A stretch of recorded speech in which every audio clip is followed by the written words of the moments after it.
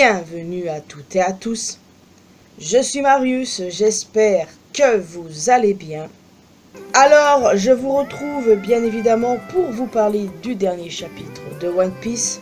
Enfin, plutôt avant-dernier, étant donné que le 1135 est déjà sorti sur certains sites, pas légalement, mais bon, j'ai réussi à éviter tout ceci tranquillement, J'ai évité tout ça pour pouvoir me focaliser sur la review du 1134.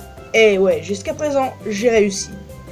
Officiellement, sur Manga Plus, le 1135 sort cette semaine, le 3 janvier. Donc, je le lirai quand il sortira, comme d'habitude. Et la review sortira, du coup, mercredi prochain, simplement. Voilà, va falloir patienter. Je sais que je suis en retard, mais vous savez, comme tous les ans, j'avais besoin de cette semaine de vacances pour les fêtes, comme toujours. Enfin bon, voilà.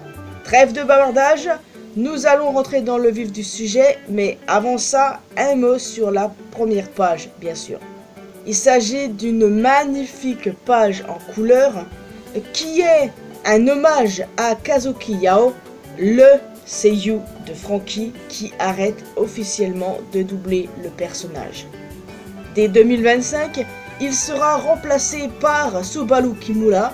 Je me suis renseigné, il est assez solide pour le coup, et ça va quand même faire bizarre. Mais étant donné ses problèmes de santé, c'est le mieux, et il a raison de s'arrêter là. La santé avant tout, je le répéterai toujours. Bon, maintenant que ceci est dit, on peut parler du chapitre et croyez-moi, il y a beaucoup de choses à dire. Le chapitre commence avec Luffy qui remercie Zoro d'avoir aidé Robin dans le passé, parlant poliment à la confusion de ses Nakama. Ce n'est pas une attitude qui est sortie de nulle part, sa politesse a été enseignée par Makino et sa position a été inspirée de celle de Jinbei sur Wano qu'il avait trouvé stylée. Zoro connaît déjà la réputation de Luffy, mais est soulagé que Robin ait pu trouver des amis qui la protégeraient. Et encore une fois, les Mugi, hormis Luffy, Zoro et Jinbei, ont pleuré à chaudes larmes. En tout cas, Zoro s'est excusé pour sa farce précédente qu'il avait mis en place avec son assistante Ange. Lilith nous apprend qu'il y a 20 ans, Vegapunk a créé un clone de lui-même pour s'aventurer secrètement sur Elbaf sans éveiller les soupçons du gouvernement mondial. Aujourd'hui, par un coup du sort, ce clone sera ressuscité au cœur même d'Elbaf. Alors, autant je suis un tantinet perplexe concernant cette situation de clone, mais si tout cela permet de guérir Kuma, je prends sans aucune hésitation.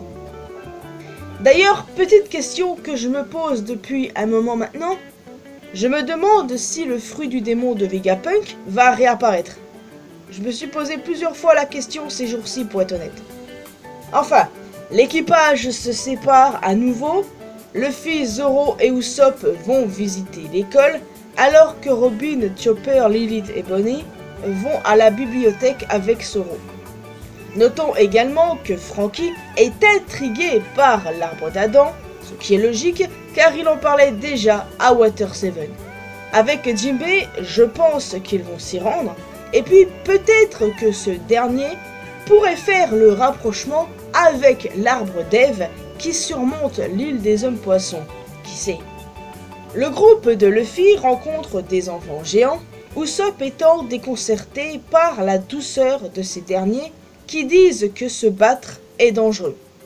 Les Mugiwara obtiennent ensuite une explication de la part de l'institutrice des enfants, une femme géante nommée Ripley, déjà mentionnée dans le chapitre 1132, sur laquelle l'équipage se tenait sans le savoir. J'aime penser que son nom est une référence à la catcheuse Rhea Ripley, Oda s'étant déjà inspiré de catcheurs pour des géants. Par exemple, Brogy, Bruiser Brody. Dory et son épée Terry, Dory et Terry Funk. Goldberg, Bill Goldberg. Stanson, Stan Hansen. Road, Road Warrior. Vous voyez la pattern? En tant que fan de catch, croyez bien que tout ça représente beaucoup pour moi. L'inspiration d'Oda n'a aucune limite et ça fait plaisir parce que vous savez, j'adore le catch. Mais bon, il ne l'a pas fait qu'avec des géants. Il y a ce connard de Spandam qui a clairement été basé sur Mick Foley. Enfin bon, voilà. En tout cas, c'est intéressant. J'adore ça. Ripley fait ensuite l'éloge du roi Harald comme étant un visionnaire préférant l'union à la confrontation. Un élément intéressant inspiré du roi Harald, qui a réellement existé, je le rappelle, qui fut le premier unificateur de la Norvège. Dans son histoire, il y a quelque chose d'assez intéressant à relever. Son fils, Eric à la hache sanglante, a commis un fratricide pour mettre un terme à la crise de succession, devenant ensuite le nouveau roi. Eric à la hache sanglante pourrait représenter Ajrudin, qui est symbolisé par une hache, annonçant peut-être le tournant que prendra Elbaf. Est-ce que cela implique la mort de Loki, étant donné que lui et Ajrudin sont frères? Je ne sais pas, mais en vrai c'est une partie intéressante de l'histoire de la Norvège. En tout cas, je reviendrai sur Loki plus tard. La bibliothèque de la Chouette est vraiment incroyable. Il y a tous les livres recueillis après l'incident d'Ohara sont là. Tout le travail des savants a été sauvé. Non seulement Robin a retrouvé Soro, mais en plus de ça, elle est également rentrée chez elle. C'est beau, non? Par contre, le coût des livres qui grandissent d'un coup, s'agit-il d'un fruit du démon? Serait-ce dû à ce hibou, cette chouette, trônant sur sa branche? Perso, je pense que oui. Peut-être qu'on aura des explications dans le prochain chapitre. Enfin bon, vous le savez peut-être probablement déjà vous. Dans le monde des morts, Loki discute avec une personne nommée Mossa. En se basant sur leur discussion, et Mossa qui dit que derrière les mots violents de Loki se cache de la gentillesse, je suis de plus en plus convaincu que Loki n'est pas un méchant. S'appeler Loki et être un méchant, c'est assez cliché, non? Et si tout ceci n'était qu'un complot? Et si Loki n'avait pas tué son père? Luffy n'a rien ressenti de mauvais chez Loki. Déjà ça m'avait mis la puce à l'oreille. Donc, clairement, pour moi, Loki n'est pas un méchant. Je sais pas vous, mais clairement, je suis convaincu qu'il ne l'est pas. Qu'est-ce que vous en pensez, vous? Sinon, concernant Mossa, lui et Loki ne se sont jamais rencontrés. Alors, comment se sont-ils mis à communiquer? Qui est Mossa? Et quel est son traumatisme? Est-ce quelqu'un qui veut du bien, quelqu'un qui veut du mal ou je sais pas? Et enfin, à la fin du chapitre, alors que les autres géants font la fête, un éclair noir frappe le château voisin et un cercle magique, similaire aux 5 doyens mais sans les chiffres, apparaît sur le sol. À l'intérieur du cercle se trouvent 2 personnages encapuchonnés, dont l'un semble être Shanks. Non mais les gars, dans aucun monde, ce gars-là est notre Shanks. Vous vous souvenez de la vidéo que j'ai sortie il y a quelques mois?